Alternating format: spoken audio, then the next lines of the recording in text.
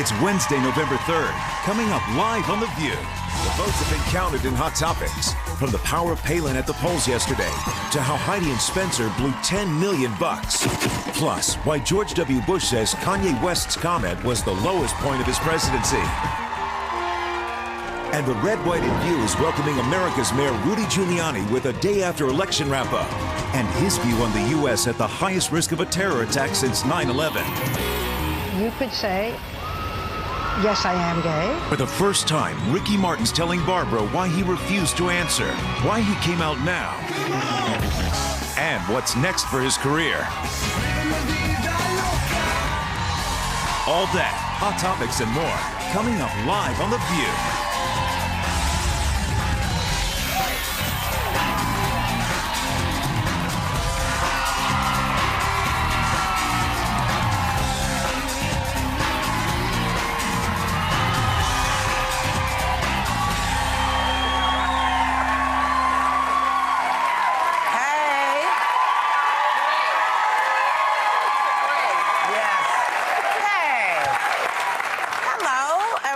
To The View. Well, it is the day after Election Day. How's everybody feeling today? Well, I'm wearing, apparently, Elizabeth said, a mixture of red and blue, which is purple, so I'm feeling moderate today. Just today. It's a kind of a partisan type of color. It's a bipartisan. Excuse me, a bipartisan yes, I'm wearing type blue of color. for you all. Yeah, blue. How did you feel about it? I actually took a picture of the people who asked for my ID, but it was because I moved, so they asked for my ID. But it's so funny. They were so diligent and looking for my name, and they told me to bring a utility bill, so I bought my bill. But I felt really good. I was there, and I did vote. This is the second time. This is the second time you voted. The second time I voted. So if you know, forever. Congratulations. For me, because I was in a religion where we didn't vote, so for me it felt like my vote is really making a difference. It absolutely does, especially here in New York City, which is, I don't know how you voted, but maybe a safe. You know how I voted, girl. Yeah, I'll probably help here. I think it was an interesting night. We have a new governor here also Governor across Cuomo. the nation, we've got a big shift going on. I think it was the biggest turnover of seats in 70 years, which makes for a difficult situation. I don't think there's the celebration necessarily, though. Congrats to Speaker in Waiting Boehner. I think that's going to be a great thing, but he's got great work to do.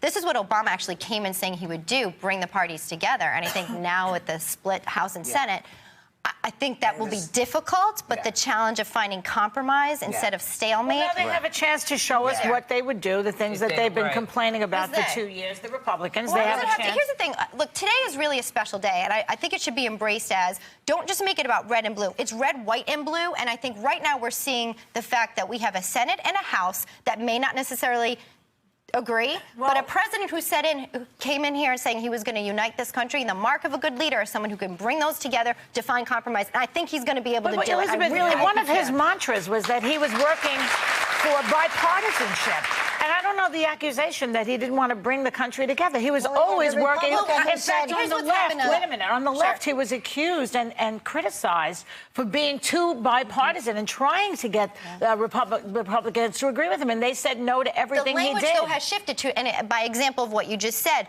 they, those, they. Every time you make someone outside of you, we're all in this together. And look, I didn't vote across party lines yesterday, but I certainly was excited about the shift that's happening. But when you say, I think he can actually make this work, though it be difficult. When you make that statement, we're all in this together, it seemed to me that there were people on that side who said, we're going to make sure that this is a one-term presidency. It is our goal and mission to get him out the office. It never sounded like they had that attitude, and I'm saying they, of we're all in this together. That language is being used on both sides of the party line. I mean, both were saying they don't want to do it. Sorry, Barbara. No, go ahead, Ricky. I was just going to say, I do think that it is always better when there is a closer grouping, when it's not all one or all the other. And so I think, what the American people have said is, A, we're tired of some of the BS that we've been seeing. Right. We're tired of hearing some of the BS that we've been seeing. And so now we're putting you all together, make it work. Yes. So I think it can. One of the things that I think came out of this, which is new in this election, of course, is the Tea Party and the effect of the Tea Party. And where did this leave Sarah Palin? What effect did she have? So in the House, she endorsed endorsed 43 candidates, 31. That's at 30, the number 30, we got you. won. In the Senate, she endorsed 12 candidates, 7 won. But some of the losses included your best friend, Sharon Engel, who's sending you flowers. I'm sorry. From Nevada. She lost. I'm so Christine O'Donnell, who's... Gee, what a shame. Christine O'Donnell, who certainly, let's have a little compromise, who certainly made news for herself in Delaware, Carla Fiorina in California. So Sarah Palin comes out of this very strong and is now saying, hey, if they need me, I'll run. Nobody else. Clearly, the power of Palin is there, and I think we've been seeing it. And whether or not she decides to run in 2012. Is anyone scared of the potential President Palin out there? I mean, I'm a little scared of that. And it's possible it could happen, you know? I mean, it's a little scary to me. It's not scary to you? I think, you know, to assert fear right now in a Palin presidency. I mean, we've had scarier things happen. It's a little scary. You have to be, you're obviously worried because, you know, remember in the beginning the talkings about the Tea Party. Oh, this little Tea Party meetings getting together and these crazies are getting together to do this. Look what the movement has created. A lot of crazies didn't win, Elizabeth. No, and here's, you're always, a lot of crazy Democrats didn't win. There's going to be fringe candidates out there that are not going to survive long-term in elections. We should ask Rudy Giuliani whether we should be afraid of Sarah Palin. He's coming on with us. Oh, good. Maybe we'll ask him that. But it's interesting because, you know, you're saying, you know, we did see some of the more extreme people, you know, sort of get pushed to the side. But I have to say, you know, I told you the other day, if I saw another commercial for her show on Bravo, because she's, it looks great, but it's like, every time she says, I'd rather be here and be free than in some stuffy old office, I think to myself, that's probably not the best thing you should be saying if you're going to run for president. I think that's where she is. I think it's where she is. That's going to be a commercial. Somebody's going to put that in an ad. You know, it's crazy. And speaking of Palin power, is the Tea Party support keeping Bristol Palin on Dancing with the Stars? I think Let's get to the serious results of this election, right? She could run for higher office herself. She can go on American Idol next. You know what? I gotta say, though, I think a lot of people respect Bristol Palin because you can see the improvement every single week. We had a person on there last year who every week you didn't see any improvement, and she stayed on there every single week. I don't know who you're talking about. And I don't, me neither, Whoopi, but I think you see, I think Bristol has gotten a lot of people's respect because she comes from not an entertainment background, and she's been working really hard. We've been saying this about her, but I think it also helps that maybe many of the Tea Party people voting for her. Yeah, they keep her until the end. She has a support system. Influence is influence, More you know? power to her. Oh, we got You got to vote one way or the other. That was a good place. Rick Fox got voted off yesterday. That fine piece of chocolate. I don't believe that you're mourning because I assume that at some point Rick is going to end up here. Oh. Okay. Yes. I don't know. Oh, he's not coming. No, I'm he's sorry. we mourn that fine piece of chocolate. I was just teasing you. Listen, California's Prop 19 talking about, you know, boo-hoo. You know, which was to legalize recreational use of marijuana. Damn it, it went up in smoke. Oh, yeah. The voters said no. Do we know what it was? It lost. That's what we know. I wonder if all those stoned people know about it yet. I'm not unhappy that it lost. Did they go out and vote? I am not unhappy that it lost. Why is that, Barbara? Well, we went through this whole discussion the other day. Yes, but you just renewed it. So why are you unhappy that it I am not unhappy right, that it lost. Because you love my earrings. I'd do. rather talk about my earrings. Okay. Because I think to medical marijuana certainly is needed and should be legalized. But I am not sure that we should legalize marijuana. It is a drug. It has its dangers. So does alcohol. I know that. And we can have that same discussion again. But I'm just not ready for marijuana to be legalized. Well, with alcohol, the genie is out of the bottle already. So that's what you're saying. Let's contain the rest of the possibilities. I have to now. I know this is going to come as a shock to you, but I too am very happy that it was not legalized. Why is that? Because I feel very strongly that medical marijuana is a very specific thing, and it helps very specific ailments and such. And as long as that stays available, having had too many friends who went through all the chemo, I agree. you know, who needed it and couldn't get it, I'm thrilled that it's there. And don't you think, Whoopi, if they had legalized it, they would have watered down the potency anyway? Absolutely. That's what it really comes down to. They're smoking ragweed. We'll be right back with more Hot Topics. No, I'm not stoned.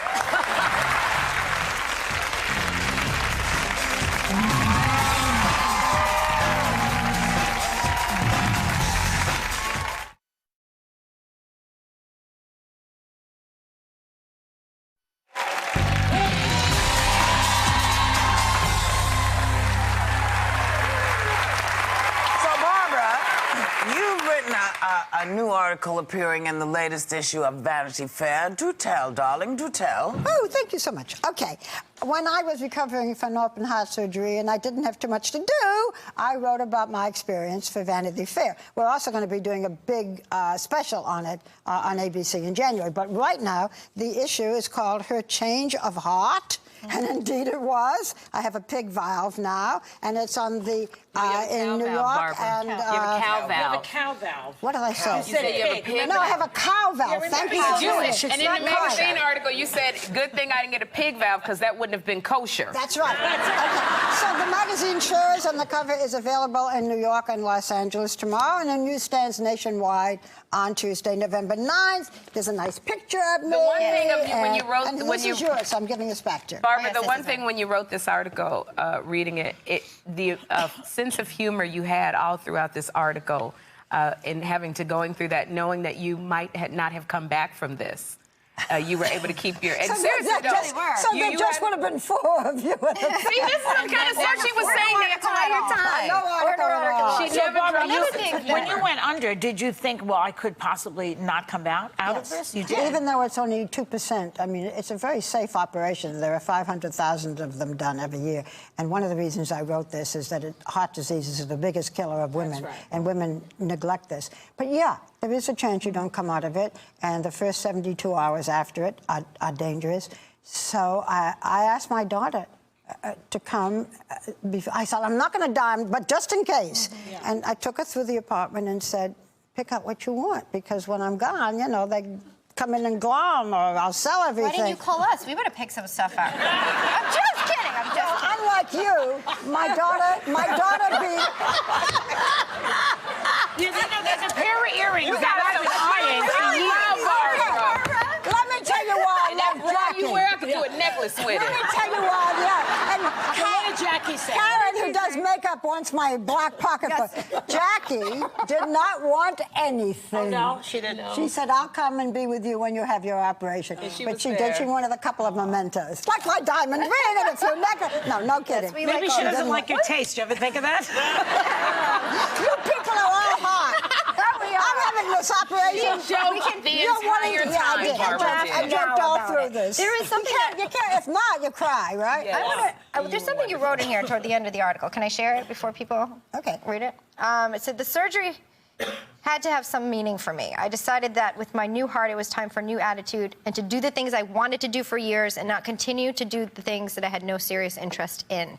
No more splashy events, no more opera, ditto for Shakespeare, send a check instead. The new and happier me. It made me think, women, I think, in particular, kind of wake up years later and wonder if all the things that they've done in their life are really things they wanted to do. And so were you trying to just be a pleaser? Like, what? Men too. Yeah, well, I think we all do. I mean, and I just felt that, you know, well, you haven't. You haven't. You've lived a very different, and occasionally you've paid the price for it. Yes, a very good price. Okay. But I went to a lot of things for friends, a lot of benefits. Now, if I can, I send a check. I don't go to great big splashy parties, huge parties that I don't enjoy. I try not to go to unless it's a very close friend, to the huge charity events. I never liked Shakespeare. I know The Merchant of Venice is great. Spoke very highly of you, Barbara. My thing is, like, whether it be, and this is did speak well of me.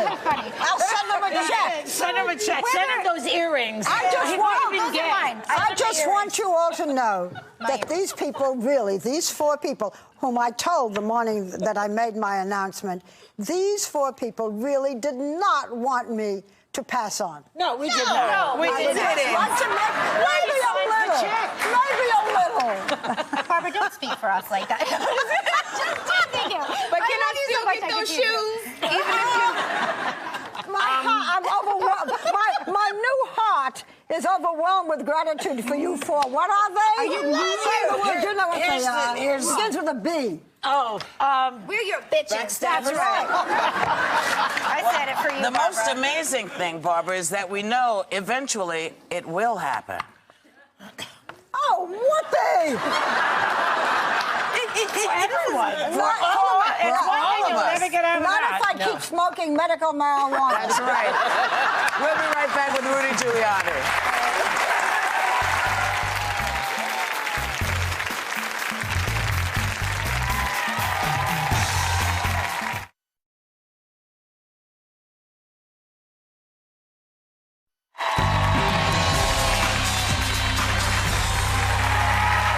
What message did voters send to Washington at the polls yesterday? And how does America protect itself when we're at the highest risk of terror attack since 9/11? We're going to find out what America's mayor has to say. Please welcome Rudy Giuliani.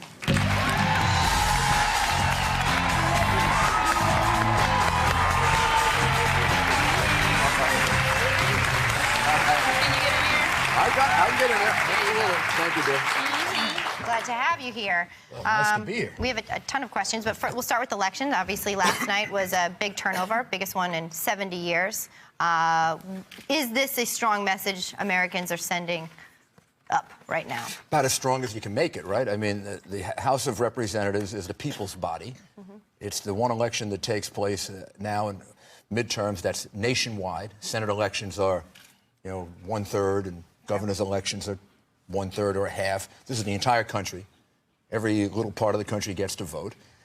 And they sent a powerful message. And this was a more idea-oriented message than usual. This wasn't about personal anger or personalities, this was about people very upset about Obamacare. Look at the polls, big time. Yeah. Very upset about the heavy deficits. Very upset about unemployment. That's about it. So let's see what the Republicans are able to do, where they'll cut costs and spending. But I wanted to move into, because we were talking earlier about Sarah Palin. Oh, while we're talking about women, I'd like to introduce my friend, who's also your friend, Judith Giuliani. She's my very good friend, and she's also... She's a good lady. Okay, so let me talk about She's also my private nurse. I know that. She makes sure I eat right, do everything right. Yeah, and she's given me a recipe for bran muffins, but we'll move on. Okay, we've been talking... kinky thing you're into here? We were talking about Sarah Palin, and that's one of the big changes, the whole business of the Tea Party. And she backed 43 candidates for the House. 30 of them won. In the Senate, she endorsed 12. 7 won. She now says that she will run if nobody else will. Do you think she would make a good president? Well, first of all, she's not going to have that situation that nobody else will. That's right. But let's say she I did. ain't never heard of that. That's a new one. Nobody will run for president of the United States. There are people now registering Republican in order to line up to run. Okay, what about her? The field is gigantic. Joy said that she's scared that And the Sarah audience Palin... clapped when they were scared, I too. know. Nothing to be Not scared so of. sure. Let the American people decide. Shaking. There was an article in Politico a couple of days before the election, and this was mostly Republicans and the cowardly ones, who don't speak for attribution. And they are very afraid that Sarah Palin is going to run and going to do everything they can to stop her. They may have even said destroy her. These are Republicans saying that. Yes. And how about letting the Republican Party decide? Let her run. If she's as bad as you think, she'll lose. If she can really make her case, she will win. Sir, do you think she actually has a case? What Yeah, is sure the she case? does. I would like to know what it is. I don't want to get you all, down on me, but the reality is she's got a hell of a lot more qualifications than Barack Obama had when he ran for president. Oh, come on.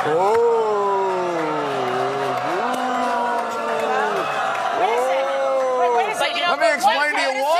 Governor does Let me explain to you why. Governor, but she quit This is like in the middle of a You know how term. sometimes our hosts walk out? Say this again, our audience will walk out. Well, Let me ask you a question. your audience is suffering from something that the president may be suffering from, and that is the inability to see the rest of America from having a warped view in New York.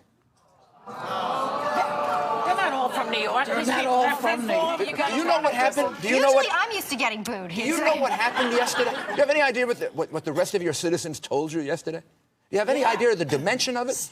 Over 60 seats in the House of Representatives. It was a single message election. Obama has taken us in the wrong direction. Obamacare is a disaster.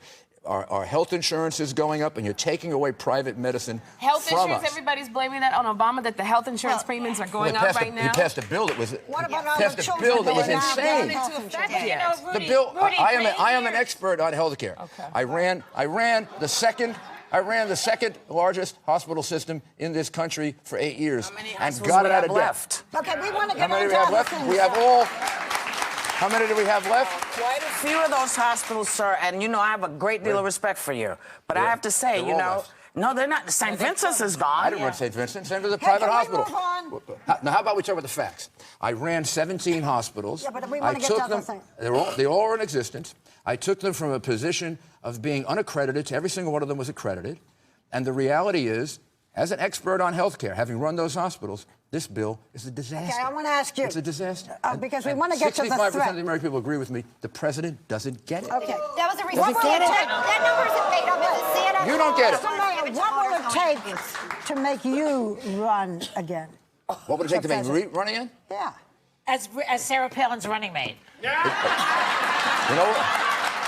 I'll tell you what. I'll tell you for sure one thing. Got your platform now. I got it all figured out. Sure. What? If nobody else runs. But wait, Mr. Giuliani, I want to switch gears for a moment. Yes, I want to switch gears because we want to know about the cargo planes and the foiled terrorist plot that happened against our country. Now they're saying this was just a trial run. That means that they were practicing something else might be coming. I mean, how frightened should we be? We should be very frightened, and our government should pay a lot of attention to it. Mr. Brennan, the national security advisor to the president, did not think it was a trial run. And the reason he didn't think it was a trial run is they don't usually use actual explosives in a trial run. Now, these rules can get violated all the time. So he thought it was a real thing. Yeah. At least that was as of the second, third day. Maybe they've changed their minds about it. But the reality is that Al-Qaeda in the Arabian Peninsula, which is a specific Al-Qaeda operation, is a very dangerous operation. It's as dangerous as Al-Qaeda in Pakistan and Afghanistan. Let me ask you, because after 9/11, you got not just this city, but you got the country through it. And there was a calm and a security, in great part because of you. If this should happen, what do we do? Do we have the resilience, do you think, in this country, not to let us fall apart? How do we handle it? The president said this about a month and a half ago, and it was a little bit misunderstood. I didn't criticize him for it. A lot of Republicans did. He said America can handle another attack. And they said, oh, gee, that was kind of nonchalant and kind of... But you know something? He's right. America doesn't want another attack. God forbid we should have one, and we should stay up 24 hours a day trying to prevent it. But I found, going through September 11, that we are a lot stronger than we think we are. What about this? What about in the state of the economy? Obviously, it affects everything. People wonder, if the money's down, does that affect security in any way? I mean, it'd have massive. Right now, it'd have a massive impact on our economy. When we got hit on September 11, 2001, we had a strong economy. We had a really strong city. The city was in about the best economic position it had been in a long time. Pretty strong economy in the country. Now we've got a country that is nervous and worried about other things. You hit them with an attack now, and they start getting nervous and worried about terrorism as well. That will be a real challenge to have to deal with. That's a longer conversation. But the other thing that happens is when Americans get hit like that, who knows? That might be the thing that brings them together. Well, we never were together more than right after September 11. And I have to say, now, I didn't know you were an expert in health, because I always thought of you as a cat who actually took care of the city and took care of the country. I understood that. So let me ask you, this is going on not just in New York, but literally all over the world. In Greece, there were packages exploding. So what can we do? What is that we can do that will make us feel like we're actually being diligent? There isn't much an individual citizen can do. I mean, an individual citizen can be observant. Yes. Individual citizens have helped avert attacks, like the one in Manhattan with the guy who noticed the car that was very, very strange. Sometimes they notice things that aren't really dangerous, and then they come forward with it. And You know, you can have some embarrassing situations. They think somebody looks suspicious and they're not, but it's better to get that information. It's mostly the government that has to do it. And I mentioned to Barbara earlier, there's a group that really worries law enforcement, terrorism people, and that's the homegrown Islamic extremist terrorist. The one who is sort of driven to it by what he sees on television, reads, then he goes to Pakistan for training. Right. These people are hard to find because they don't necessarily communicate by telephone, by wire. They don't have a big network they're working with, so you have informants in it. Yeah. That's where we rely on the government to actually do the job that it will do to protect us. So we want to thank you for being here. This is not a political opportunity, but we actually want to thank, thank Rudy Giuliani for being here today. Yes. Can I say one thing that maybe should calm people down a little bit? We don't have as many Islamic extremist terrorists in America as they have in Europe. We don't have a community, an Islamic community that is radicalized. Doesn't mean we don't have them, but the numbers aren't as great. So it should be easier for us to deal with this. Certainly an interesting perspective. We want to thank Rudy Giuliani for being with us today, and we're going to be right back. Flipside, Ricky Martin.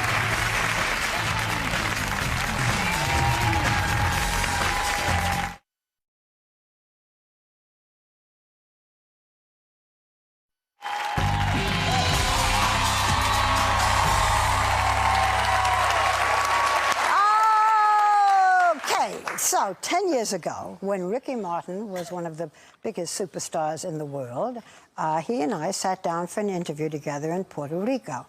And I asked him then if he wanted to clear up persistent rumors, everybody was talking about it, about his sexuality. But he wouldn't answer. And I asked him more than once. Well, he recently came out as a gay man, and he has written a new memoir. It is called Me, and in it he said that he was very angry with me. Yesterday on Oprah, he said he was very angry with me, but he's here. He's here. So he's going to tell us why he came out as a gay man now, and if he's still mad at me. Please welcome Ricky Martin. Oh, he was,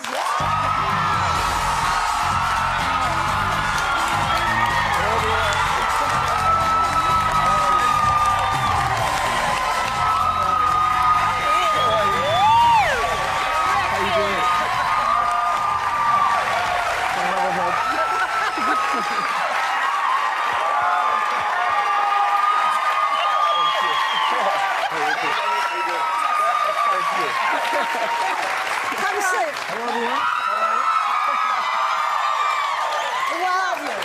Ricky. Feels great here. As of yesterday, you were still mad at me. Shall I show the controversial clip that began all of this? Let's see it. Okay, this was. Oh, I hate to look at this again.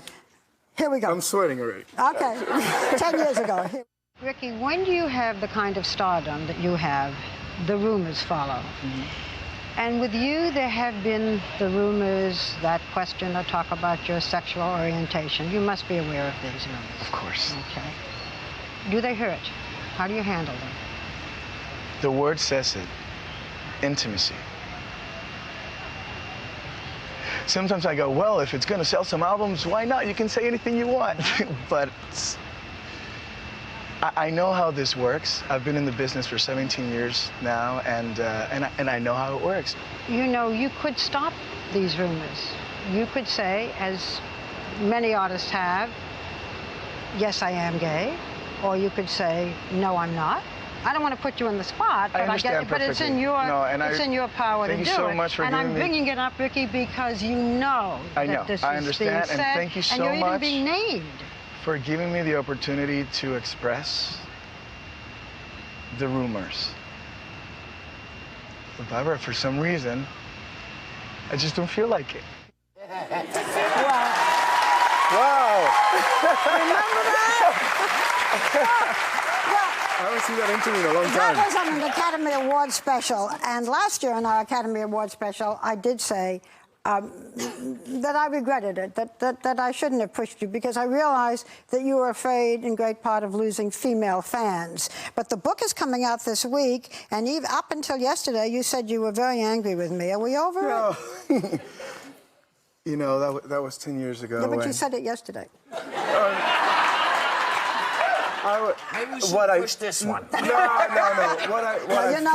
What I felt back then, I felt a little invaded. Yeah. I was just not ready. Yeah. I was just not ready to say what I can say today freely. I am a gay man, and I'm so happy. You know? I did say that I felt I pushed you, and we talked a little earlier and decided to tease us, and we're okay. Oh my God, if we're okay. Definitely. Definitely. So happy to be here.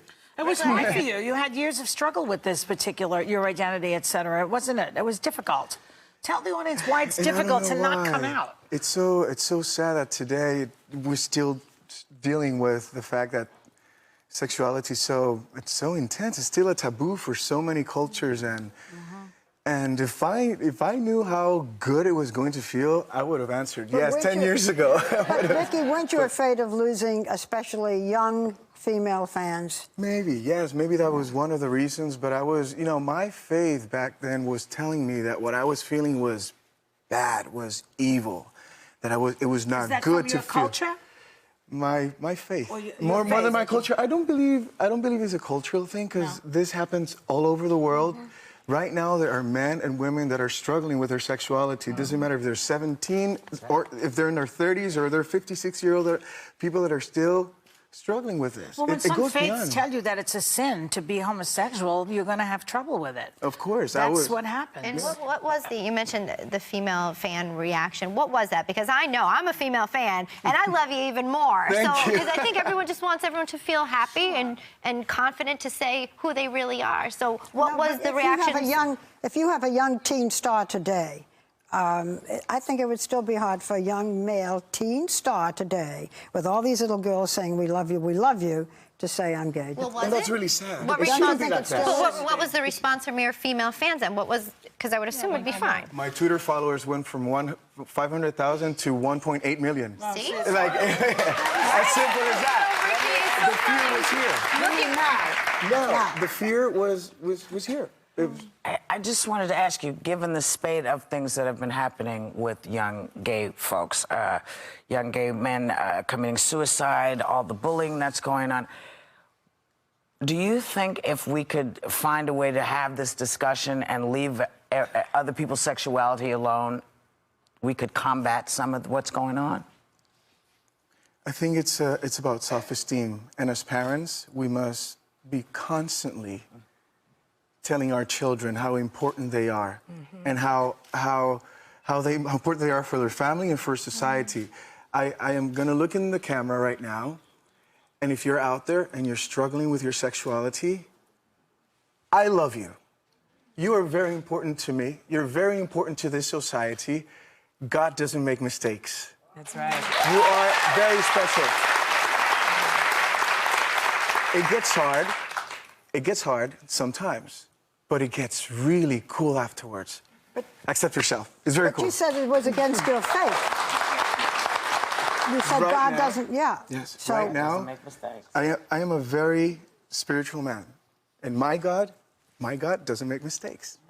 I have a really cool connection with that beautiful light up there that is constantly reassuring who I am and telling me, you know, you're an awesome person. And that's where I'm at today. Well, wonderful things have happened to you, including two-year-olds. And I became a father. we're going to come back and look at, is that adorable? Boy. Well, we're going to come back and talk about the children. We'll be right back with Ricky Martin.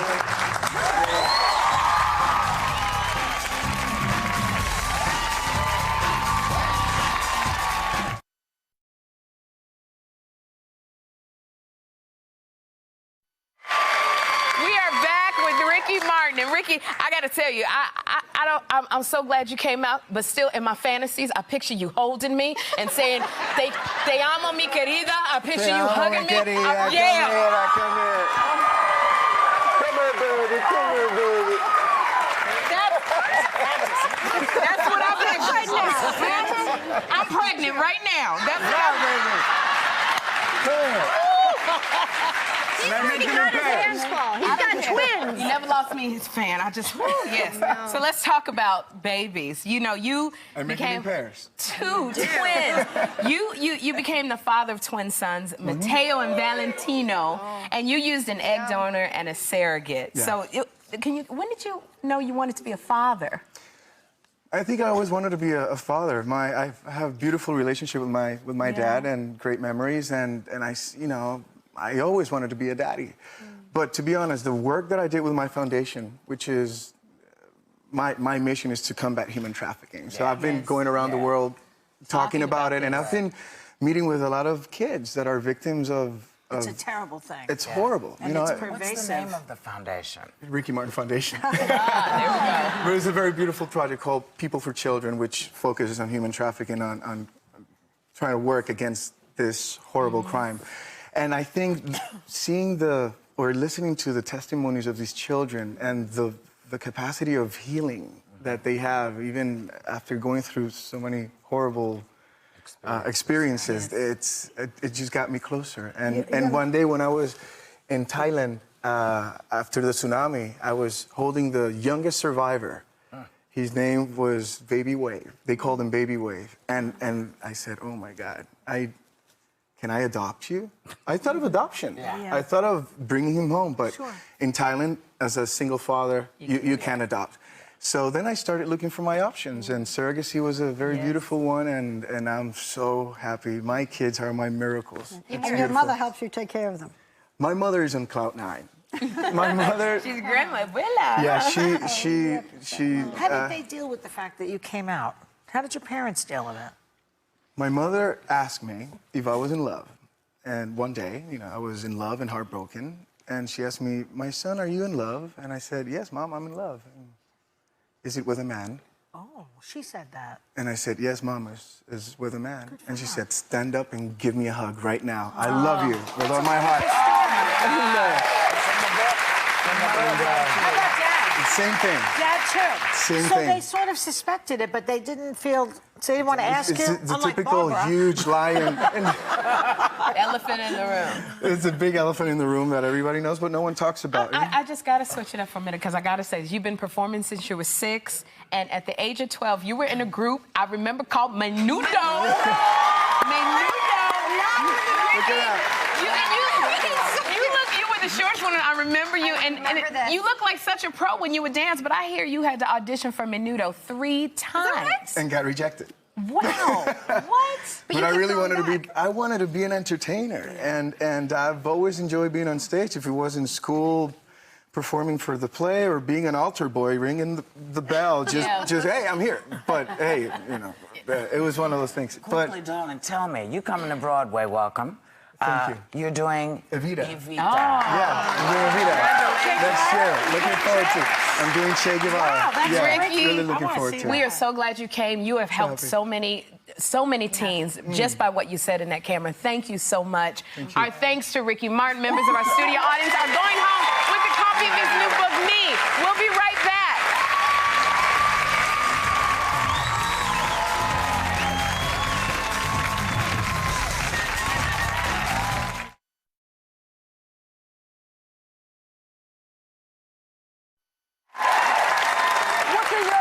Finally been granted. No more political commercials. Thank you, Lord. Have a great day. Take a little time to enjoy the view.